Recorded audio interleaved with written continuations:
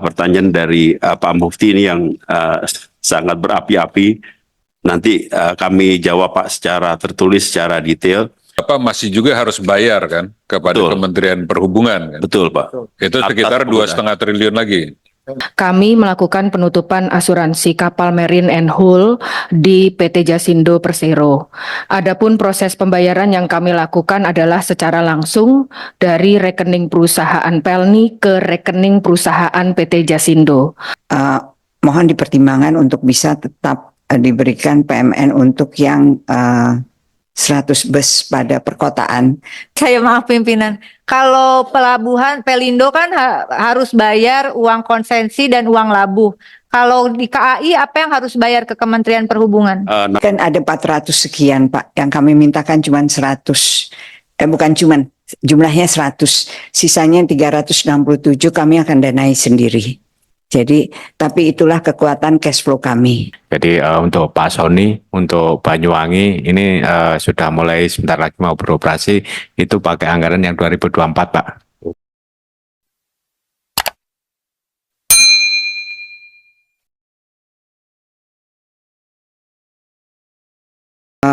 Kami sangat berterima kasih atas dukungan untuk Perintis, karena memang di Perintis ini saudara-saudara kami yang sebetulnya tidak punya pilihan. Jadi kalau kami tidak beroperasi, dan pada operasi tersebut sebagaimana pernah kami jelaskan, kami kadang-kadang harus beroperasi di luar jam kerja apabila ada yang mau melahirkan, apabila ada yang sakit dan lain-lain. Jadi memang ini adalah, tapi kami menikmati betul tugas ini. Jadi terima kasih atas dukungannya. Tadi ada support yang akan diberikan untuk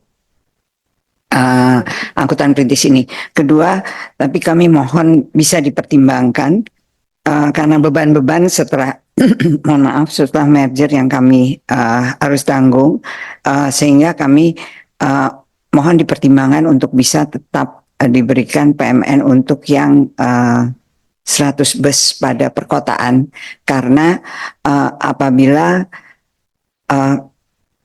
kami tidak bisa menyediakan itu jadi kan ada 400 sekian Pak, yang kami mintakan cuma 100. Bukan cuman, jumlahnya 100. Sisanya 367 kami akan danai sendiri. Jadi, tapi itulah kekuatan cash flow kami. Jadi kekuatan dari cash flow maupun rasio-rasio keuangan supaya tidak termakan oleh depresiasi. Kami sudah berhitung betul itu.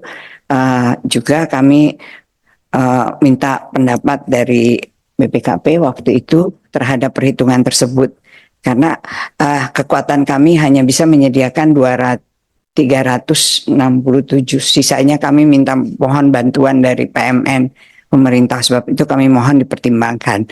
Demikian, terima kasih. Apabila ada salah-salah kata kami mohon maaf. Wassalamualaikum warahmatullahi wabarakatuh. Waalaikumsalam warahmatullahi wabarakatuh. Baik, terima kasih. Dari Dirut Pelni, ada yang mau diklarifikasi, silakan. Terima kasih pimpinan. Mungkin saya hanya ingin menanggapi satu saja yang terkait dengan permasalahan asuransi yang terjadi di tahun 2015 yang kemarin juga disampaikan oleh Bu Rike.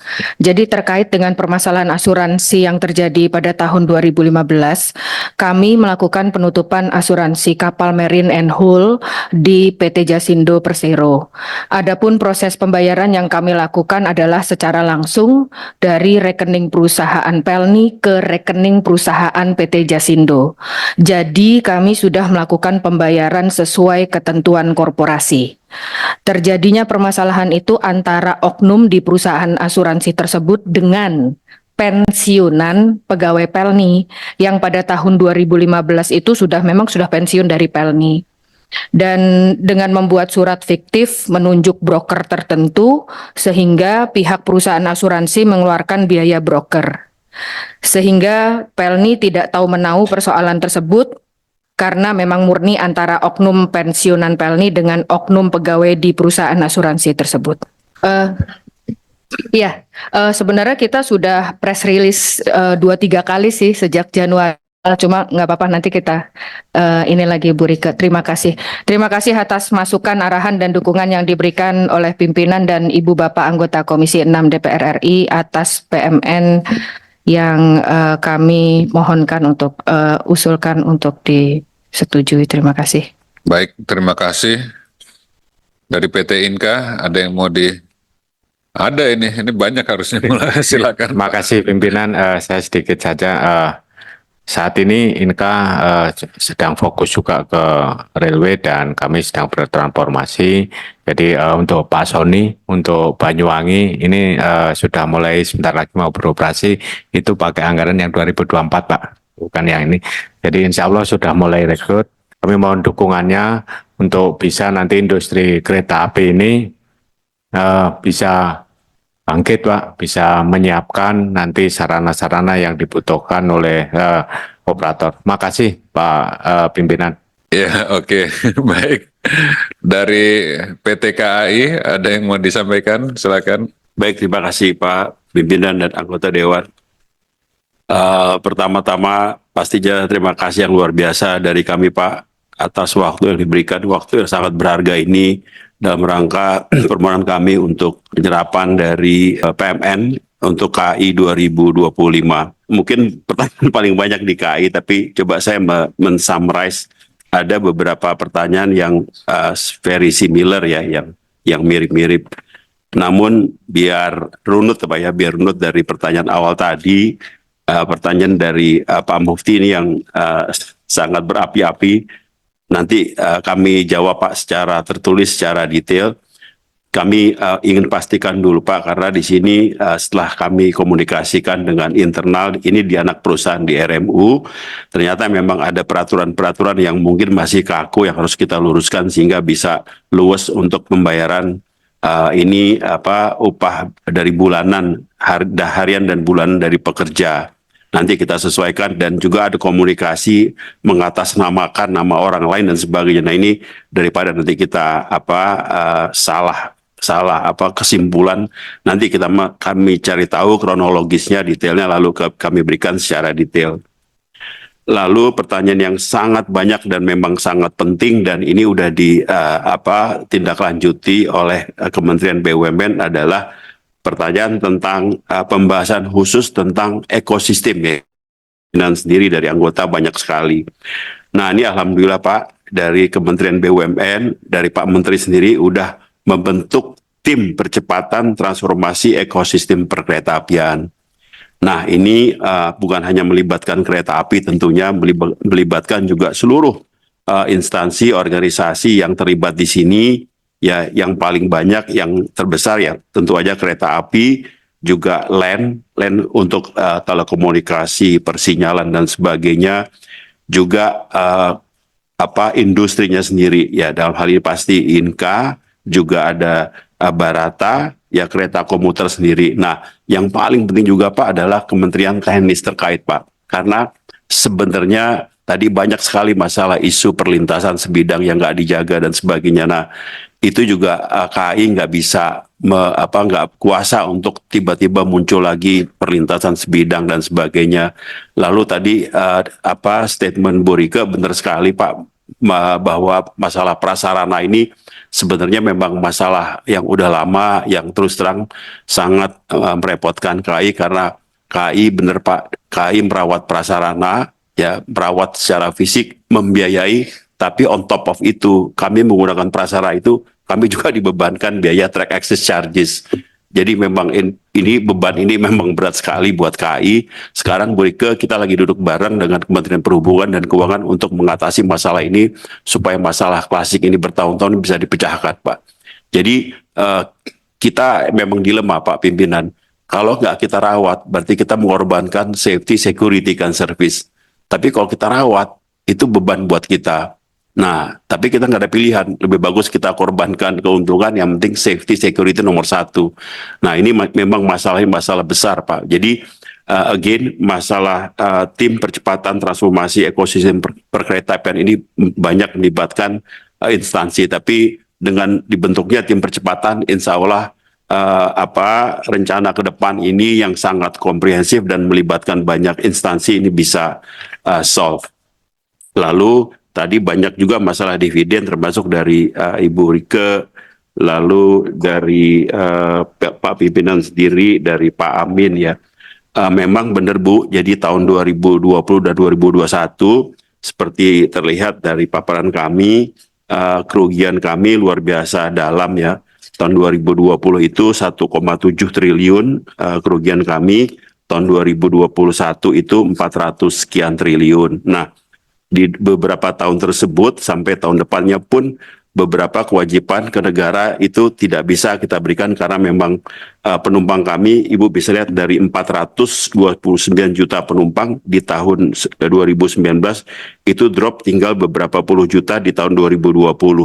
Nah, jadi kewajiban-kewajiban ke negara seperti perpajakan dan sebagainya itu juga kita nggak kita tunaikan, kita berhutang, kita minta restrukturisasi kewajiban tersebut, kewajiban juga ke kreditur, juga ke himbara, itu juga kita nggak mampu kita tunaikan, itu kita juga minta kita restructure. Nah, jadi waktu rapat umum pemegang saham, ya kami disetujui untuk tidak memberikan dividen dulu sampai keuangan KAI membaik.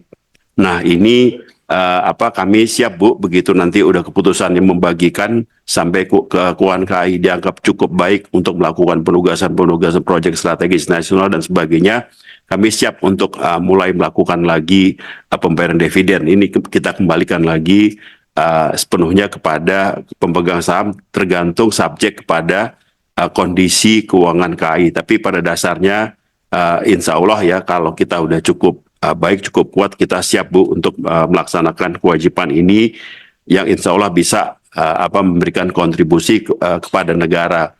Namun yang tadi juga Bu kami sampaikan bahwa untuk kewajiban perpajakan termasuk perawatan prasarana Pak Pimpinan, ini memang masalah serius. Dari total biaya perawatan prasarana yang tiap tahunnya sekitar 3 triliun Pak, itu KAI hanya dapat penggantian itu sekitar 500 miliar. Jadi dari perawatan prasarana sendiri sekitar defisit kita 2,5 T. Nah, on top of biaya 2,5 T kita defisit ini, kita dibebankan untuk penggunaan penggunaan prasarana itu tahun 2023 kita kena 2,7 triliun. Nah, ini memang secara matematis sudah sangat jelas sekali berat buat kami untuk bisa menunaikan. Nah, ini kita udah mengajukan keringanan supaya ini bisa diberikan keringanan. Insya Allah sekarang berproses di Kementerian Keuangan dan Kementerian Perhubungan. Tapi mohon Pak, yang lebih kami butuhkan adalah dasar hukum. Jadi sehingga tiap tahun kita tidak ada masalah ini, ada kejelasan dari penanggung jawab beban atas perawatan prasarana termasuk penggunaan prasarana sendiri. Tapi kita kembalikan semua kepada instansi terkait, departemen teknis terkait. Kalau itu sudah beres, dasar hukum terkait udah diselesaikan, insya Allah kita tunaikan. Saya rasa jawaban yang paling major, yang paling substantif dan strategis ini di situ. Namun kita janji Bapak Ibu yang kami hormati semua untuk memberikan jawaban tertulis secara detail atas masing-masing pertanyaan ini. Saya rasa begitu Izin Pak. pimpinan, sedikit pimpinan. Data yang tadi Bapak sampaikan tentang beban untuk perawatan dan segala macam itu yang tadi sampai 3 triliun Pak, mohon itu juga diberikan tertulis. Baik. Sama jangan lupa tadi yang soal utang dan bunga utang kereta cepat Jakarta-Bandung itu ke China Bank ya, CDB. Juga mohon kami diberikan. Jangan ini dibebanin segala macam, harus bayar utang juga, Pak. Baik, Bu Rike, terima kasih. Sedikit, saya interupsi sedikit. Pak Direktur, ini kan di PT KAI itu kan ada pembayaran sarana kepada pemerintah. Saya kira ini juga semestinya dibicarakan betul di kementerian ya. Karena kan lumayan potongannya 30% kalau nggak salah. 30% ya untuk retribusi. Retribusi terhadap penggunaan barang pemerintah. untuk beban ini anggaran buat kami hanya 500 miliar Pak, dari actual biaya kita hampir 3 triliun setiap tahunnya Pak. Ya, Nanti kami menurut berikan saya ini secara yang, detail, Pak. yang harus dibicarakan sehingga tidak menjadi beban dan bisa untuk menambah kemampuan keuangan Betul, di Pak. PT Kereta Api. Ini yang menurut saya catatan penting ya. Tapi biar clear Pak, tadi selain itu Bapak masih juga harus bayar kan kepada Betul. Kementerian Perhubungan kan? Betul Pak. Itu Atas sekitar penggunaan. 2,5 triliun lagi. Terhadap PAC. Dikit saya maaf pimpinan. Kalau pelabuhan Pelindo kan harus bayar uang konsensi dan uang labuh. Kalau di KAI apa yang harus bayar ke Kementerian Perhubungan? Namanya TAC, Track Access Charges, itu bagian dari PNBP, penerimaan negara bukan pajak. Ya, karena tracknya itu punyanya Kementerian Perhubungan. Jadi Betul. bayar konsesi penggunaan track kira-kira begitu.